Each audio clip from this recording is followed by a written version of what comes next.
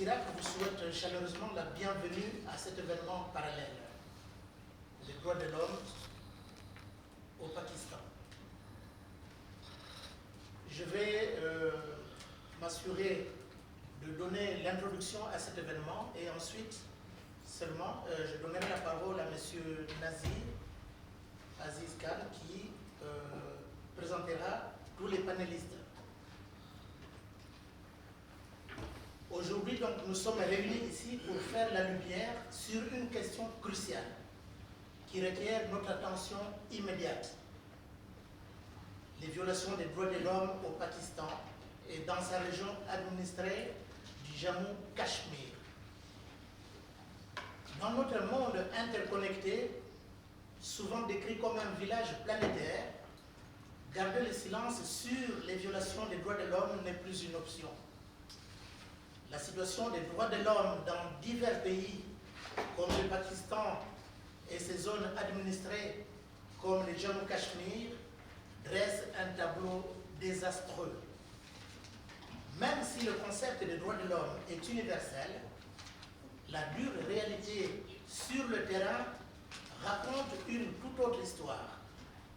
Il est donc crucial que les individus et les communautés dénoncent de telles injustices et œuvrent pour garantir que les droits fondamentaux de tous soient respectés et protégés. Le Pakistan, pays doté d'un riche patrimoine culturel et d'une population diversifiée, est malheureusement aux prises avec une longue histoire de violations des droits humains, des disparitions forcées, des exécutions extrajudiciaires, des persécutions fondées sur les croyances religieuses. Les violations sont nombreuses et généralisées. Les communautés minoritaires, notamment les chrétiens, les hindous et les musulmans ahmadis, sont souvent confrontés à la discrimination et à la violence et leurs droits fondamentaux sont bafoués. Au Pakistan, la conversion forcée des jeunes filles hindoues et chrétiennes, ainsi que la violence contre les minorités religieuses au nom des lois sur le blasphème, sont des problèmes très graves qui nécessitent de toute urgence l'attention des Nations Unies. En Azad, Kashmir, qui signifie Cachemire libre, la situation est tout aussi désastreuse. Malgré son nom, la religion est loin d'être libre, car elle reste sous le contrôle du Pakistan avec une autonomie limitée et des violations généralisées des droits humains. La population de l'Azad Cachemire se voit refuser les libertés fondamentales, notamment le droit de réunion et la liberté d'expression. La dissidence se heurte à une répression sévère. Les militants, les journalistes et les opposants politiques étant confrontés à l'intimidation, au harcèlement et même à l'arrestation. L'un des problèmes les plus urgents au Pakistan et en Azad Cachemire est le sort du peuple cachemérien. Le conflit dans la région du Jammu-Cachemire a entraîné des décennies de violence, des déplacements et de souffrances, mais la situation dans les zones administrées par le Pakistan est souvent négligée. Au Pakistan, l'approche autoritaire du gouvernement pour contrer les opérations insurrectionnelles dans la région a conduit à de nombreuses violations des droits humains, notamment des arrestations arbitraires, des actes de torture, des exécutions extrajudiciaires, comme il a été dit plus haut. Pendant ce temps, en Azad, Cachemire, la population continue de souffrir d'un système draconien qui lui refuse ses droits fondamentaux et perpétue une culture de peur et de silence. Il est donc impératif, on le voit, que nous, en tant que communauté mondiale, prenions position contre ces violations. Les droits de l'homme ne sont pas négociables. Et le peuple du Pakistan et de l'Azad Cachemire méritent de vivre dans une dignité et dans la liberté. Il incombe à la communauté internationale de tenir les autorités du Pakistan et de l'Azad Cachemire pour responsables de leurs actes et de faire pression sur elles pour qu'elles respectent les droits de tous les individus. quelle que soit leur origine ethnique, leur religion ou leur conviction politique. En conclusion de ce liminaire, les violations des droits de l'homme au Pakistan et en Azad Kashmir entachent notre conscience collective. Nous ne pouvons pas fermer les yeux sur les souffrances de millions de personnes qui continuent de subir quotidiennement l'injustice et l'oppression. Il est temps d'agir, il est temps de s'exprimer, il est temps d'exiger des comptes et il est temps d'être solidaire avec ceux qui luttent pour leurs droits fondamentaux. Répétons que nous poursuivrons notre lutte pour la promotion et la protection des droits de l'homme. Merci. Je vais maintenant passer la parole au modérateur de l'événement parallèle d'aujourd'hui, qui est M. à ma gauche, M. Samer Nazir Aziz Khan, militant de droits de l'homme, consultant en politique, relations publiques et médiatiques et chroniqueur. Je vous remercie. Thank you, Mr. President. Yeah. First of all, I would like to welcome all the excellencies, mission states, and the human rights defenders who are present here. Translation is on channel 2, please, French English. As we have instructed that only a authorized person can take photos, our colleague is over there, nobody else is allowed to take photos or make video. Later we can share with you. Thank you, sir, very much for introduction of this topic, human rights in Pakistan. As Mr. President described that in Pakistan there are several problems people are facing: extrajudicial killings, enforced disappearances, terrorism, extremism, and we live under the occupation of Pakistan, which is known as Azad Kashmir. Azad means free, but unfortunately we are far from freedom. Our people are deprived of their basic fundamental human rights. This is why we have no representation at the policy-making institutions of Pakistan. For example, in Senate, National Assembly of Pakistan, a Kashmiri cannot be elected as a member. Even a Kashmiri cannot be promoted to be a chief secretary or IG police in the Azad Kashmir. And we are ruled through 4 land officers. They are always imposed by Pakistan. My humble request to all panelists that due to we have very limited time, I request everybody to conclude your presentations in 5 to maximum 6 minutes.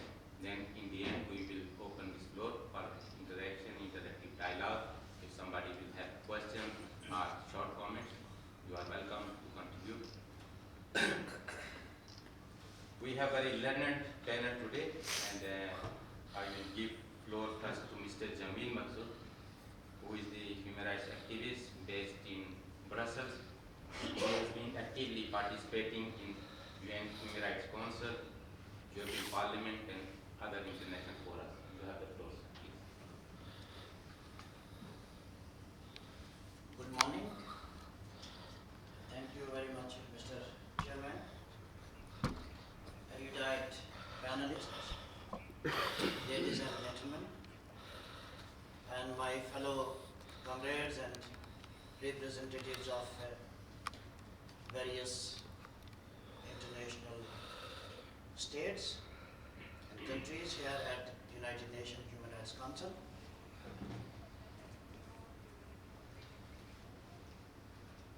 It is very sad what Mr. Ansel Maula elaborated in his first speech, the bleak human rights situation evolving in Pakistan since its inception. The people in Pakistan are deprived of their fundamental human rights, and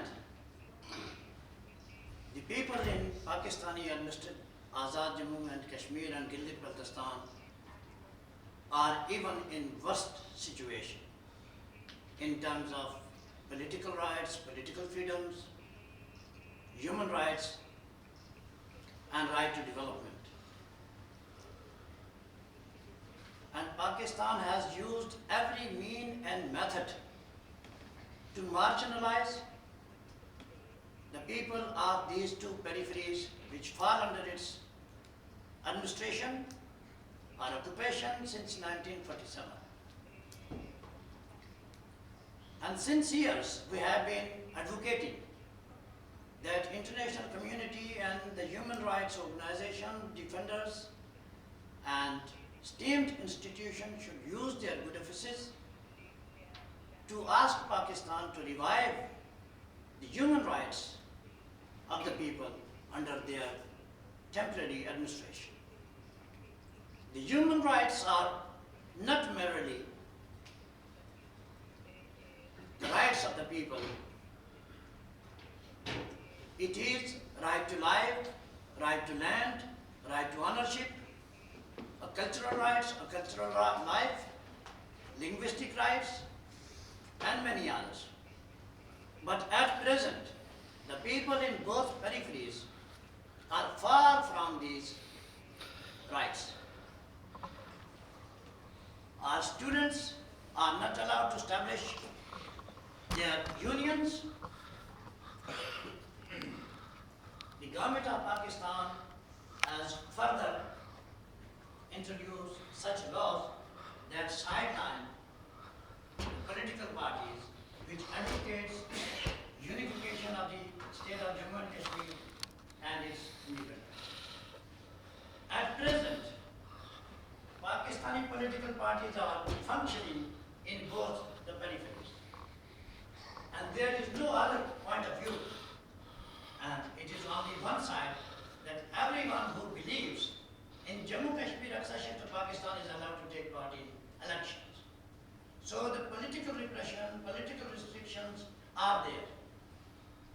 In 21st century, these rights should be revived and people should be allowed to take part in electoral democratic process if there is. Due to time constraint, I would like to elaborate, I would like to inform you few incidents of extrajudicial killing and kidnapping of minor children of Jammu Kashmir citizens which are living in nearby cities in Islamabad and Rawalpindi. We could also say that Pakistan is a member of United Nations. It has signed, ratified UNHRC, ICCPR, Convention Against Torture and many other international conventions. But the implementation and practice is nowhere.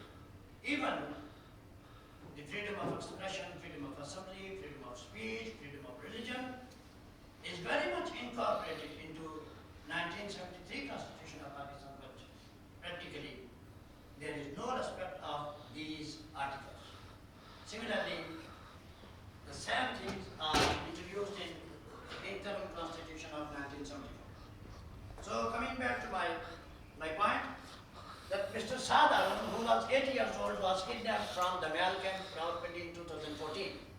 His father is additional civil judge in Rawalpindi, Pakistani administered Azad Kashmir. He used all the methods, but he was unable to recover his son.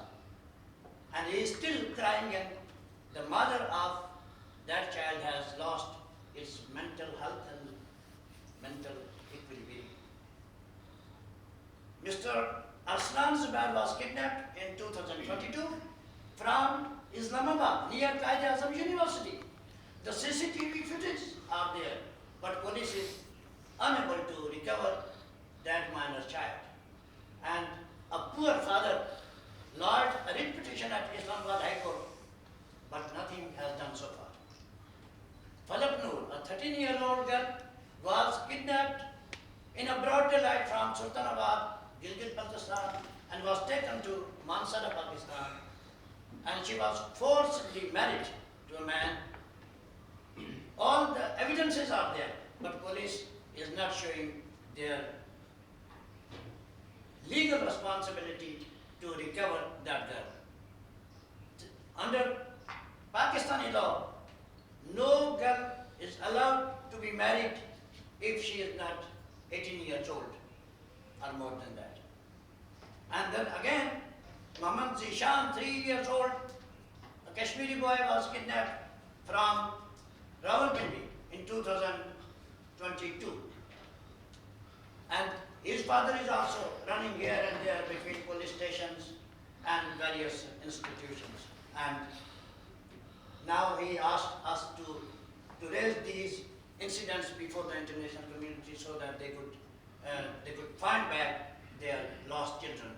So I thank you very much for your presence and patience. Thank you. Thank you, Mr.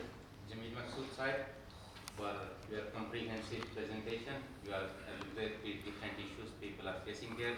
According to Pakistan's constitution, non-Muslims are not allowed to become the head of state. For example, President, Prime Minister, they are facing discrimination on the basis of their faith or belief.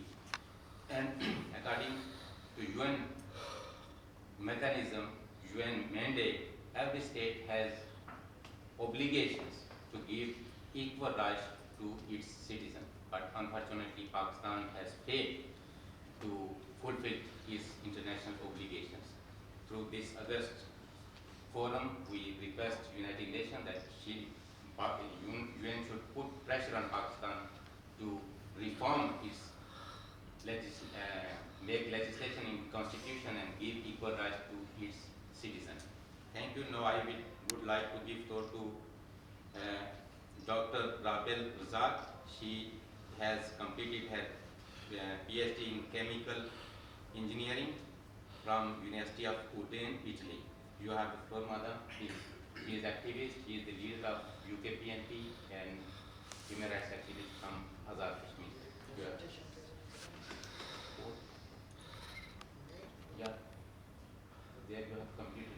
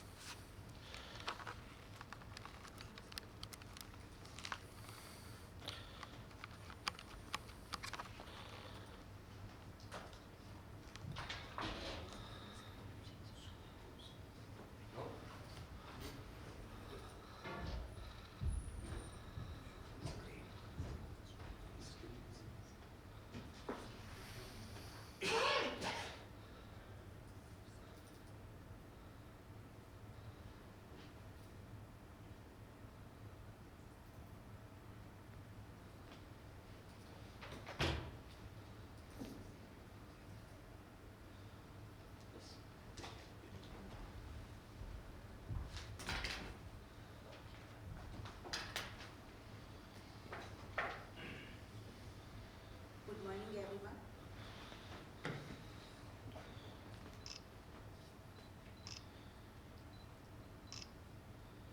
Good morning, everyone.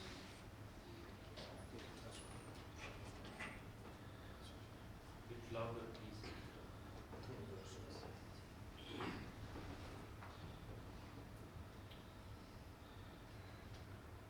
Good morning, everyone. Distinguished delegates, honorable member of United Nations, respected audience. I will start my presentation with a brief introduction. This is Dr. Rabel Azad. I am a chemical, material and energy engineer, and recently I have finished my PhD from University of Udine, collaboration with University of Alberta, Canada, and University of Lyon, France. I have started my research journey from my city, Rawalakot, Azad, Kashmir. Finished my master degree from National Center of Excellence, University of Peshawar, collaboration with University of Chinese Academy of Sciences, Beijing. Working as a researcher in Hungarian Academy of Sciences, Zagreb, Hungary, and afterwards started my PhD from Italy. So, today I would like to draw the attention of United Nations towards Azad, Jammu and Kashmir.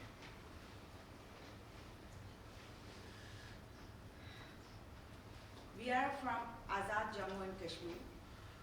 Azad means free, but today I would like what is the meaning of free. So free means is not free, is not independent. Free means our land is free to use, our lives are free to abuse, and our resources are free to use whenever Pakistan wants. So Azad Kashmir is basically a free state in the hands of Pakistan. So Azad Kashmir is not free, it's actually the Pakistan occupied Kashmir. I will start with education. So in this picture, you can clearly see the condition of our schools in Azad Kashmir. This is the schooling system in Azad Kashmir, lack of all the basic facilities. And I was one of the students of such kind of schooling system. As we don't have the basic research facilities, we don't have modern research technologies, so we must cross the bridge to go to the Pakistan public institutions. And I would like to say that with regret I am saying that in Pakistan we have quota system. So quota system means you have only one seat in each university of Pakistan. What does it mean? The Pakistan doesn't want the Kashmiri people to be independent. Independent, not in Kashmir, not in front of the whole world. This is the problem every Kashmiri student is facing. So let's move to the next one, the health conditions. The Pakistan Army, they have all necessary equipment. They have everything they can use whenever they want. They have their helicopters, they have everything just to occupy on the land of Kashmir, but we don't have any emergency services. No services if you have serious injuries, if you have accidents, no surgical operations, and no facilities for the pregnant women. So actually, if you have any serious injury, if a woman have any kind of complication during her pregnancy, the only solution is to go to the hospital in Pakistan. But how to go? You have to travel 5, 6, 7, 8, 9, 10 hours because this infrastructure. So this is, you can see that these are the roads around Kashmir. You see, in such condition, when someone will move from Kashmir to Pakistan in case of emergencies, how you will travel. And this is the reason why most of our people die, but they couldn't save their life because it's not possible to reach in the advanced hospitals, equipped hospitals in Pakistan. So this is the Azad Bridge. I am just giving the example here.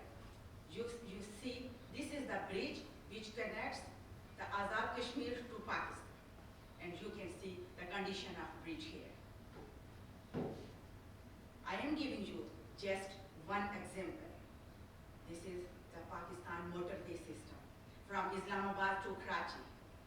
But the distance between the Rawalpindi and Azad is just 35 kilometers. And you can see the road condition. They cannot give us the facility just for 35 kilometers. And this is the infrastructure in Azad, Jammu and Kashmir. And they are saying that we are free Azad Kashmir. We are Pakistan occupied Kashmir. And you can see here, this picture, words, thousands of words. So, electricity production. Electricity production is 4,000 to 5,000 megawatt. And the usage for Kashmiris is only 350 to 400 megawatt. But from last 1 year, the Kashmiris are protesting. They are on the roads. The kids are on the roads, women are on the roads, young generation, old people, everybody. Why they are protesting? They are protesting for just 350 to 400 megawatt electricity. And they are saying that we have everything and we are free.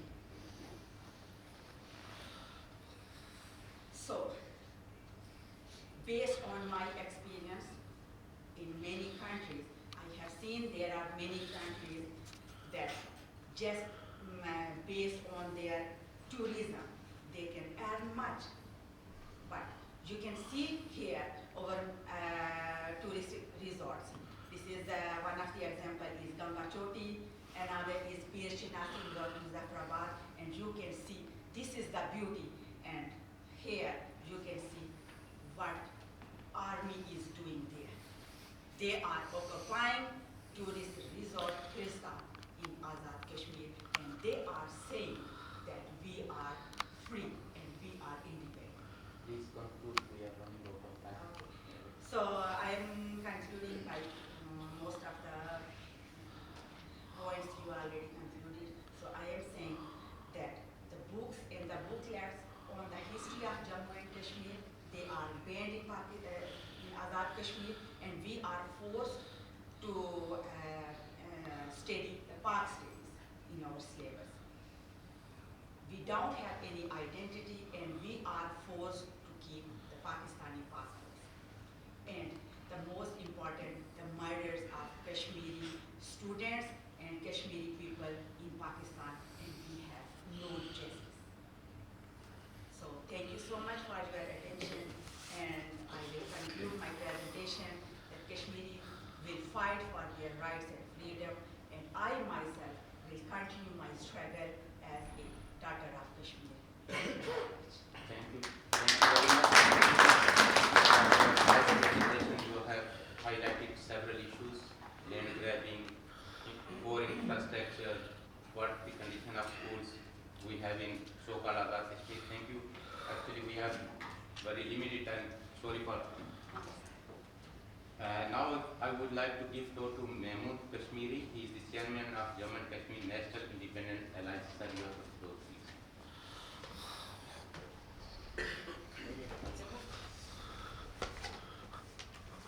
Honorable President, thank you for granting me the opportunity to address you. The people in Pakistani administered Azad Kashmir and Gilgit Baltistan are deprived of their basic rights. Our area are treated as a colonies in the 21st centuries. There are strict restrictions on freedom of expression, peaceful assembly and association, books and booklets on the history of Jammu Kashmir are banned. Journalists, media persons and religious minorities are always harassed and receive life threats. Pakistani state and intelligence agencies control all aspects of Azad Kashmir and Gilgit Baltistan. Our areas are controlled through the AJK Interim Act of 1974, which bars nationalists from participating in election. One must submit an oath of loyalty to submit nomination papers or apply for a job. Those who oppose the accession of Jammu Kashmir with Pakistan are always terrified, harassed, and in some cases eliminated, as the case of Kashmiri leader Arif Shahid, who was shot dead outside his home 11 years ago in the Pakistani city of Rawalpindi. The murderer has yet to be arrested, and we are still waiting for justice. The international community should pressure Pakistan to respect the human rights of the people of its occupied Kashmir and Gilgit Baltistan. The Pakistani government should ensure that the people of Jammu Kashmir and Gilgit Baltistan have basic human and fundamental rights. The inhabitants of these regions have been bravely protesting since March 2023. The populace demands access to needed foods and subsidized rates and the elimination of unjust taxes on electricity bills. The ban on Jammu Kashmir history books continues, while Pakistani intelligence agencies engage in the continuous profiling of nationalists, political activists, particularly those joined with the United Kashmir People's National Party and its student wing, the United Kashmir National Students Organization, primarily in the capital town of Muzaffarabad, Azad Kashmir in Gilgit Baltistan. Nationalist political leaders have been subjected to draconian laws such as the Gilgit Baltistan 4 schedule, which means they are not allowed to move from the place to another without prior permission from the police. Freedom of movement, a fundamental right, is compromised for these peaceful political leaders. The Jammu Kashmir State Subject Rule of 1927 is an important law that defines who is a citizen of the former princely state of Jammu Kashmir and protect natives' right. We request the Pakistani and Indian authorities to respect this law and seize the settlement of non-Kashmiris, prevent demographic change in the area. Thank you.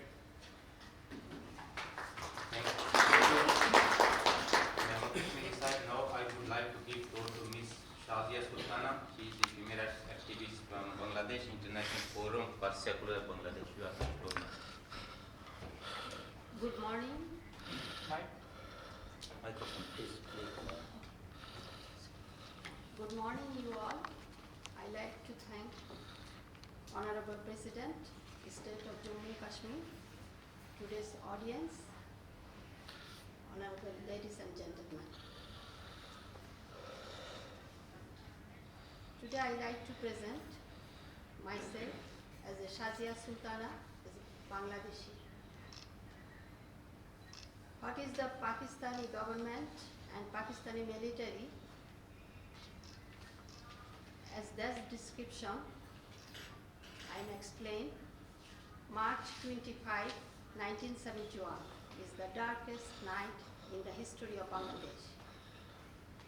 Of that night in 1971, Pakistani army launched genocide against innocent and unarmed people of Bangladesh with tanks, kaman and machine guns.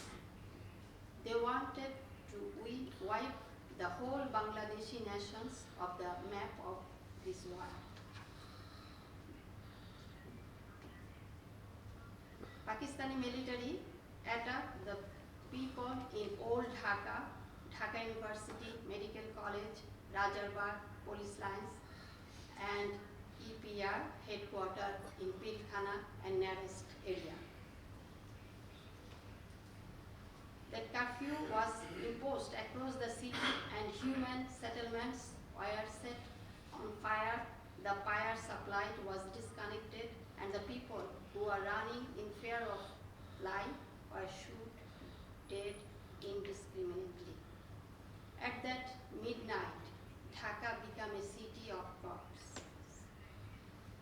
Thus the Pakistani invasion forces indulged in a dominant joy of killing innocent people.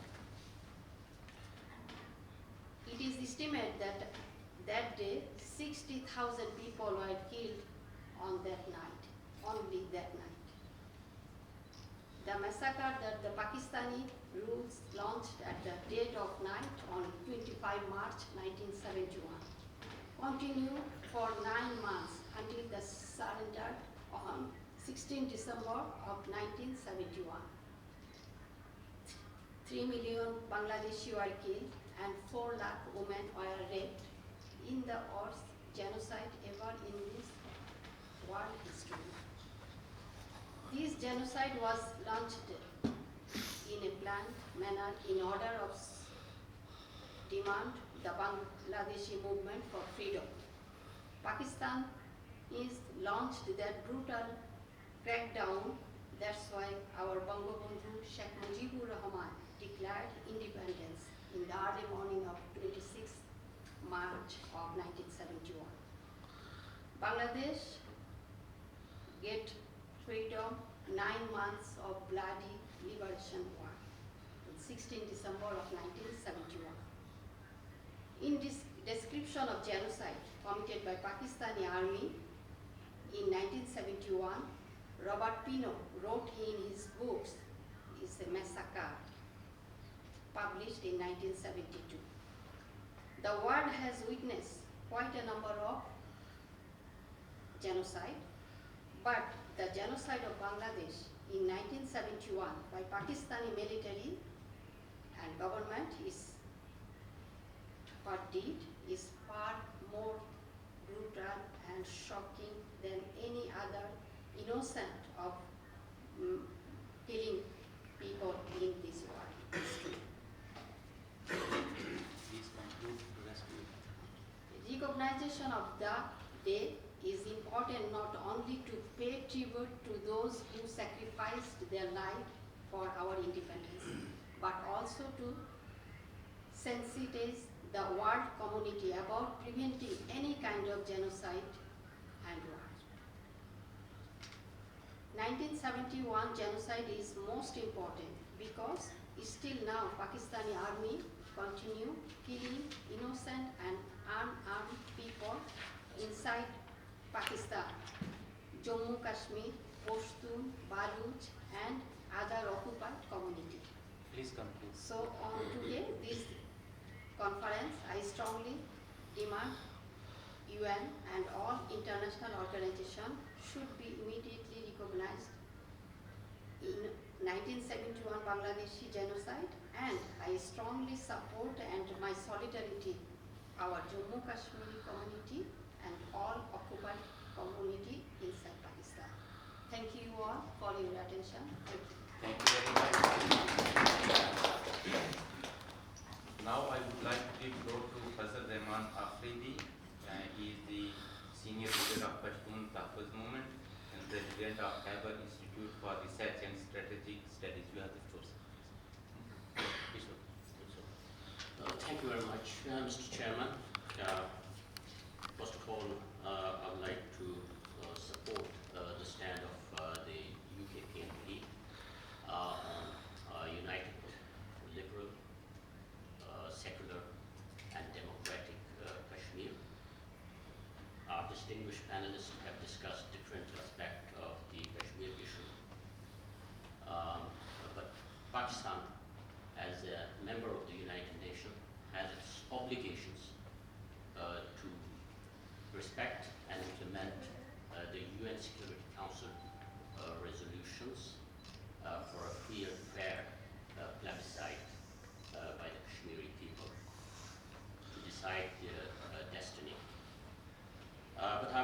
to turn your attention towards a very disturbing development in which there are reports that Pakistan has invited the Chinese army to Pakistan to protect its engineers which are working on CPAC and its citizens in Pakistan. So the Chinese army coming to Pakistan, I think it tantamounts to the occupation of those areas through which the CPAC passes. So it's on the one hand, it's the violation of the international law because it will subjugate further the oppressed nations in Pakistan, like Kashmiris, Gilgit, Baltistani, and Pashtuns, Baloch, and Sindhis, who are already passing through the tyranny of the Pakistani state, as our friends have discussed it, that the genocide of Bangladesh, and after the genocide of Bangladesh, there is the slow genocide of other oppressed nations in Pakistan, which continues even now. But we will not accept the occupation of our resources, the occupation of our land by another colonial power. I think Pakistan is sucking in China into Pakistan to make its strategic position better in the eyes of the world, so that they can suck in United States of America and other countries and to make a playground for another Cold War into the region. And I have already informed in the other intervention our listeners that Pakistan is, has established training camps in different areas of Khyber Pakhtunkhwa, where terrorists are trained, and I think Pakistan is double gaming China at this time, sucking them into Pakistan, getting funding from them, and bringing other players into the region for another great game into the region. So it's very disturbing for the oppressed nations like us, and we want the international community to look into this matter and stop, this exploitation of the situation, which is done by the Pakistani army. So it was just that I wanted to inform you. Thank you very much. Thank you very much. According to UNHRC resolution, it was the obligation of Pakistan that she had to withdraw from Kashmir forthwith. But since 1947, she didn't comply with the United Nations Commission on India and Pakistan and Truce Agreement resolutions, and our areas are illegally occupied. As after this, I mentioned that about CPAC. CPAC runs through Gilgit Baltistan before it enters into Pakistan, and Gilgit Baltistan are the historical parts of state of Jammu and Kashmir, which is illegally occupied by Pakistan, and she has no right to build such mega projects in a disputed territory. Thank you very much. Now I would like to give floor to Sardar Shaukat Ali Kashmiri, who is the chairman of United Kashmir People's National Party and attorney at law. He has been contributing to UN Commission, Subcommission, and Council since 1999. You have the floor.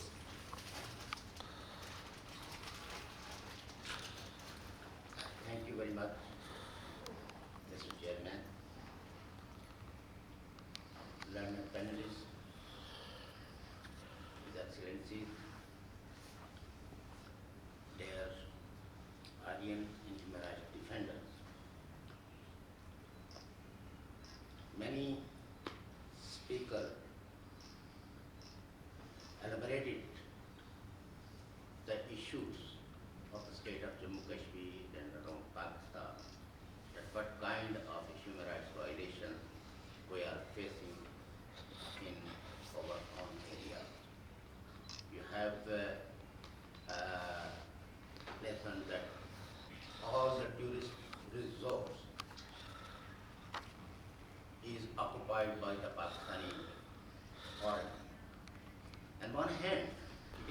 witness for community that Pakistan always asking for the support to maintain or to combat the environmental issues. But the other hand, what Pakistan did with the environment, the forest land is allotted to the military in Azad Kashmir. Pakistan allowed China to build one road that harms over glaciers and it badly affects on the environment, and that project is not allocated for the maintenance of the environment a single penny. And the local people's voice is suppressed badly. If anybody who speaks against the CIRAC, the Pakistani deep state, with the help of China, suppressed them and awarded many years prison.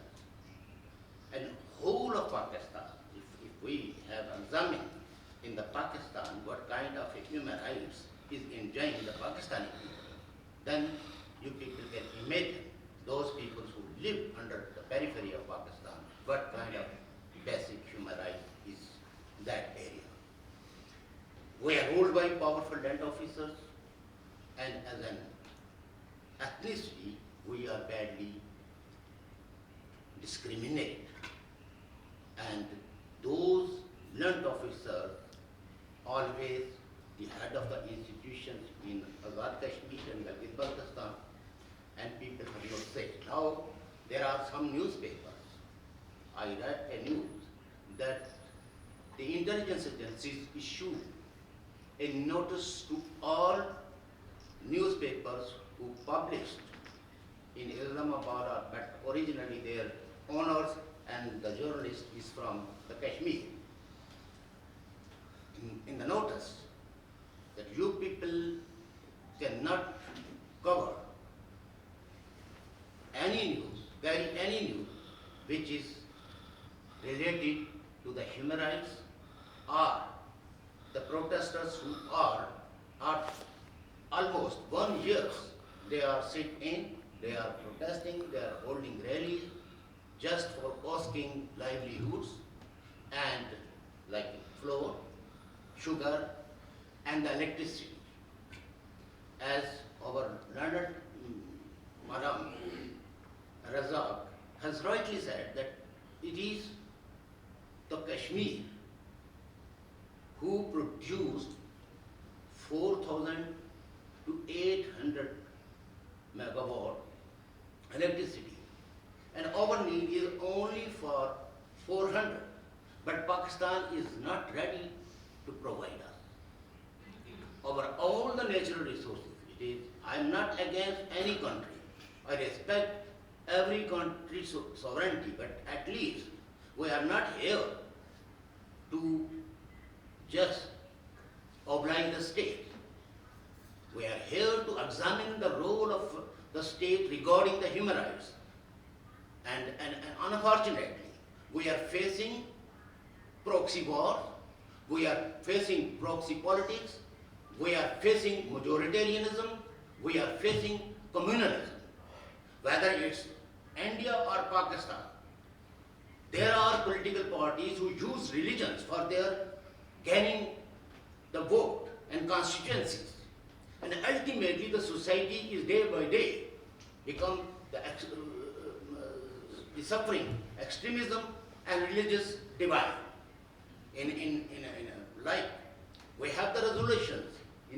European Parliament passed a resolution in 2007, and United Nations Human Rights Council passed a resolution in 1948, 13th August, which determined the role of India in Pakistan. And the European Union asked that Pakistan and India or any other neighboring country cannot divide unilaterally any part of state of Jammu Kashmir. And in the United Nations, every country who is administratively in the state of Jammu Kashmir is not abrogate the state subject. But unfortunately, our people are facing worst kind of a discrimination. Human rights throughout the state of Jammu and Kashmir is violated, and the freedom of expression is almost totally compromised, whether we examine in Gilgit, Baltistan, or in Pakistan occupied Kashmir, which is known as Azad Kashmir, or the other part of Kashmir, which is under Indian administration. Last 6 years, those people who lived under Indian administrations facing the presidential rules. There is no democracy. It is the claim that India is the biggest, largest democracy in the world. But last 6 years, in that area, India is not there to restore the democratic right of that area which is under her administration. And China also use these lands for their commercial purposes. And anybody who is asking for transparency, he becomes the target of the Pakistan agencies. So we hope that Pakistan, the United Nations and the world community, because we are the part and parcel of the world community, we are part and parcel of the globe. But unfortunately, of course, there are many areas, many people are facing. But this area is more effective, so we need your intervention. We need that world community should put pressure on Pakistan to repeal all those laws which actually harm our basic rights. Due to the constraint of time, and I am always in favor that we should spare some kind of some time for the interactive dialogue or some questions. So I hope that you people convey the message to the United Nations that United Nations should send a fact-finding mission to examine regarding the human rights and our natural resources plundering, and what effect all these actions on the environment. Thank you very much. Now floor is open. If somebody has question or short comment, please introduce yourself, raise your hand. Floor is open. Anybody? Sir, please.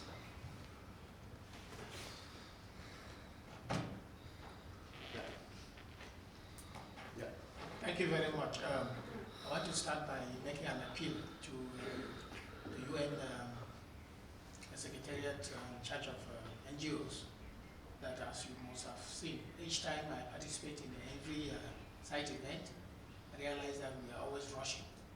And I think that it is time the Secretariat start thinking about the time allocated for site events for UN, for NGOs, so that they can be able to express themselves. As you can see, most panelists have a lot to dish out with because of time constraint, they cannot. I would also want to make the second appeal to most of the UN member states who are here to start considering how they can engage with Pakistan to see to it that they help Pakistan to be able to implement the treaties and all the international conventions they have signed for the benefit of the people they are rolling over. I want to say again that the UN is founded on the principle of self-determination. There are two key principles here, the principle of self-determination. And as it was before the First and the Second World War, meant the independence of the people who were colonized. And it appears since the end of the First and Second World War, colonialism has continued to exist. And so for this reason, we see the problems that new states are creating for other people, other communities who were supposed to be independent. And we are saying that the principle of self-determination, therefore, as it was at the time, started shifting into democracy, meaning that the people who are under different independent states are supposed to determine how they will be ruled, determine their resources, determine their political and cultural lives. But today we see that this is not the case, and we see violation. And if violation continues, therefore, it is clear that the UN should see to it that these people are free and independent. Thank you. Thank you very much.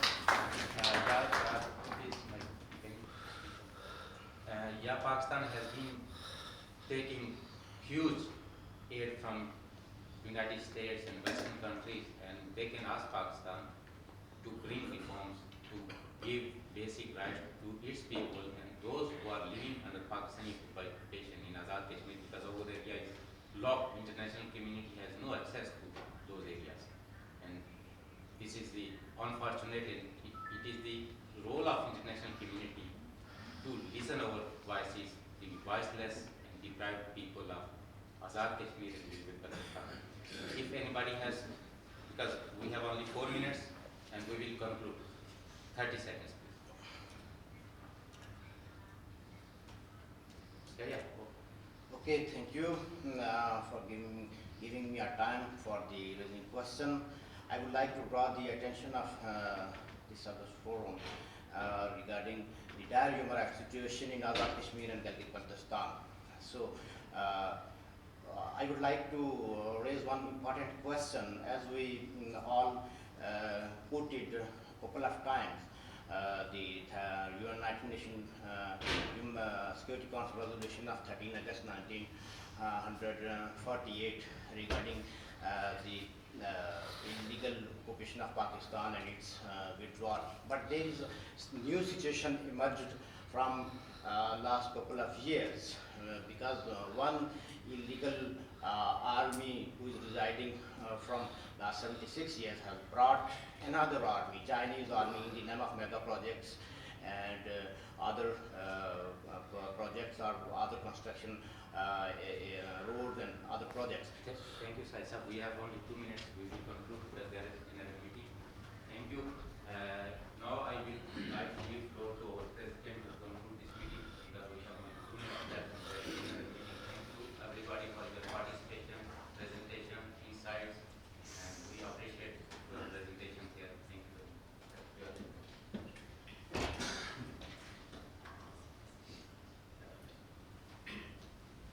Je voudrais pour conclure cet événement remercier tous les panélistes ici présents qui nous ont permis de comprendre, mais de redéfinir ou de redire tout ce qui a été déjà dit avant sur cette question des droits de l'homme au Pakistan. Merci aussi pour le public qui est venu nombreux. On va le dire, c'est le cas de le dire, nous sommes en fin de session. On a remarqué qu'il y a beaucoup de délégués qui sont déjà en train de partir. Et nous voulons vous remercier. Donc, dire que les violations des droits de l'homme au Pakistan et en Azad Kashmir entachent encore notre conscience. Ça, nous l'avons dit, mais que nous ne devons pas fermer les yeux sur cette question essentielle, parce que les souffrances des millions de personnes qui souffrent, donc il est temps de s'exprimer, d'exiger des comptes et d'être solidaire avec ceux qui luttent pour leurs droits fondamentaux. Donc nous devons poursuivre la lutte pour la promotion et la protection des droits de l'homme. Nous vous remercions infiniment et